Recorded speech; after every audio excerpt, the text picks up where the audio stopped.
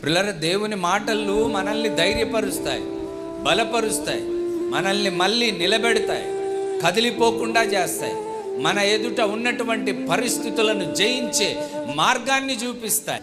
కనుక మనకు ఉపదేశం కావాలి. హల్లెలూయా, హల్లెలూయా. దేవుని మాటలన్నీ కూడా మనకు జీవాన్నిస్తాయి, జీవాన్నిస్తాయి. జీవ జలపు ఊట ఇది, జీవ జలపు ఊట. హల్లెలూయా. ఈ ఊటలో నుండి వచ్చినటువంటి నీటిని మనం త్రాగినప్పుడు మనం బలపరచబడతాం, స్థిరపరచబడతాం, వృద్ధి చెందుతాం, మేళ్ళను అనుభవిస్తాం, కీడు నుండి విడిపించబడతాం. హల్లెలూయా.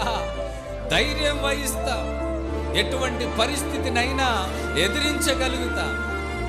కనుక ప్రియులారా, ఎంత మాత్రం మనం జీవ జలపు ఊట అయినటువంటి యేసయ్యను, యేసయ్య మాటలను మనం వదిలిపెట్టొద్దు. హల్లెలూయా.